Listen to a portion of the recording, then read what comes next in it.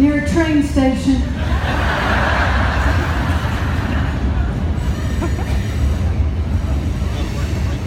Yes. Okay, yeah. Anyway, so she took them camping one night, and it was unbelievable because she'd never gone camping before. And she bought a brand new huge camper. You know those kinds where the table folds out into a bed? You know those kind? All right, she got one of those. She and my mother-in-law and my father-in-law, and they invited my children to go camping. And it was an unbelievable experience because I was a little worried. They'd never been camping before, and they packed all this food, and I knew that was going to happen. But when they got, so I got a call at 12 o'clock midnight.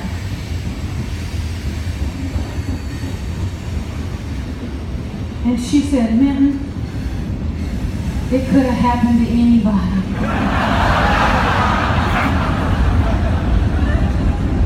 I felt this thunderous sort of feeling in my head. And I was like, what do you mean it could have happened to anybody? She said, well, the night started out pretty normal. We got there and we got out the beanie weenies. We got the s'mores out. We made a little fire out by the, near the camper. And things seemed to be okay. We turned in early. I said, well, that's fine. Are the kids okay? She said, yes, they're fine. They're fine. Anyway, and she said, but we're going to have to come home tonight. And I said, you're coming home tonight? And she said, yes, but listen, it could happen to anybody. And I was like, okay, I've got that. So she said, well, let me tell you what happened. We turned that little table into a bed, right? And my mother-in-law, she was a famous pie maker. She'd actually made pies in Memphis on the noon show. My thoughts are coming back to me now. Anyway, so she made pies on the noon show. I remember seeing her sometime getting out with her rolling pin and pink rollers and heading into the, be on the noon show. And she's kind of a portly woman because she'd made pies so much.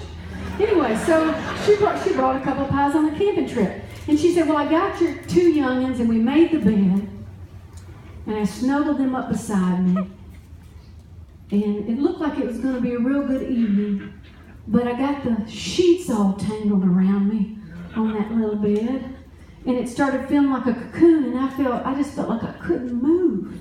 She said, so I got them to start pulling on me.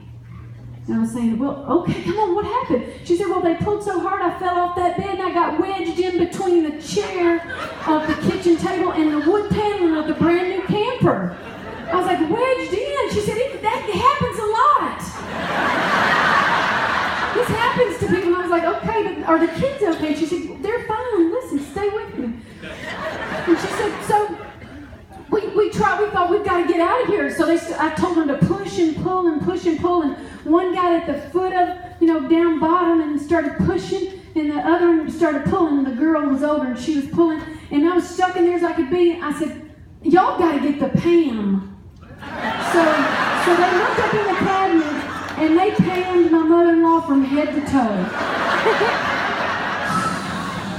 She was in a big nightgown. I think it kind of come up. Had a bunch up on me like that. It had bunched up, and my children are having to see this. And I'm thinking, are they hurt? And she said, no, they're fine. Anyway, she said, well, things kept going, and we couldn't get any movement with the pan. So we decided, your father-in-law had to call the fire department. And I was like, oh my gosh. She said, yeah, it happens a lot. This kind of stuff happens a lot. And I was, well, I've not heard of it. And she said, well, she had a long gray braid back here to her waist. I do know that about her. I was like, how's your hair? She said, oh, it's all tangled up everywhere. And at some point, I think your son saw something he shouldn't see. And I was like, let's don't think about that. And let's just move on. And so she said, the fireman got there and he took his axe, but before he got there, I made your son go get a Kroger bag and cut out little eyes for me because I didn't want the fireman to see me.